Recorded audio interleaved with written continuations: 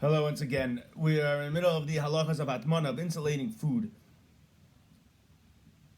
In order for something to be considered hatmana, that it should be usher to do it, either to hatmana b'davar hamoisav hevel in something which is heat-inducing before Shabbos, or hatmana b'davar she'ein hamoisav hevel, which means as something wrapping in something which is just maintaining the heat, not adding to the heat, but just maintaining the heat, which we said is mutter if you arrange it before Shabbos, but do it on Shabbos is aser. But in order for something to be considered hatmana, it has to be that it is fully wrapped or fully submerged. If it is not fully wrapped or fully submerged, it is not called hatmana. So that means that if you want to wrap a pot of soup or that was taken off the fire, you want to wrap a platter of kugel that was taken out of the oven, if you leave a somewhat significant amount of the pot or somewhat significant amount of the tray of kugel uncovered, then it would not be considered hatmana. Hatmana means hatmana all around. Obviously, if you leave, a microscopic, centimeter on it, that you got to be reasonable. But if you leave a significant amount of it uncovered, that is not considered hatmana. Hatmana means that it's wrapped on all the sides and on top. Now, if it's like laying on a surface, the bottom part doesn't need to be wrapped in order for it to be considered hatmana. So if you lay the pot of soup on a counter, the hatmana would be if you cover the sides and the top, even though the towel is not wrapped around under the bottom. But if it's the sides and the top, that would be considered hatmana.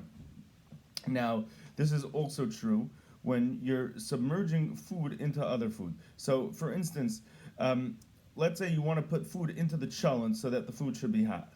So do you have a hatmana issue or not? So it really comes down to this. We said yesterday that if you wrap something and put it on top of the crock pot to maintain hygiene, the wrapping is not for the sake of heat. That's okay. Hatmana, the issur hatmana is when you're wrapping for the sake of heat.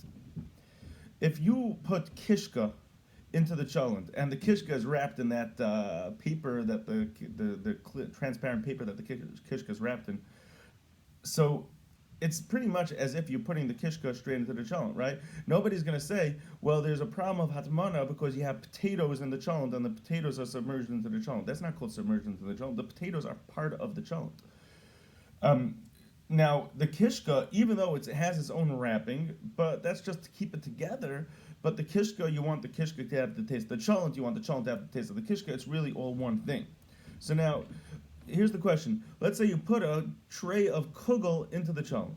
So, Lamaisa, Paiskim say, some places say it's a problem, but Lamaisa it shouldn't be a problem. Because when you put potato kugel into the cholent, you're not just doing it to keep it hot, but you're also putting it because you want the kugel to have the taste of the cholent.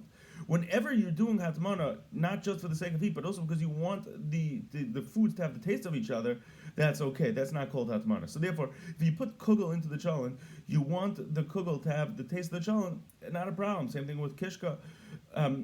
If you would have a situation where somebody is putting some food into the cholent that they do not wish to have the taste of the cholent. Let's say somebody has a chicken cutlet that they want to have a hot piece of chicken on Shabbos morning, and they're not interested in the chicken. The chicken has its own spices, and they're not interested in having the taste of the cholent. And they wrap it really well with a bunch of coverings so that it should not absorb the taste of the cholent. And they submerge it into the cholent so that it should be hot Shabbos morning.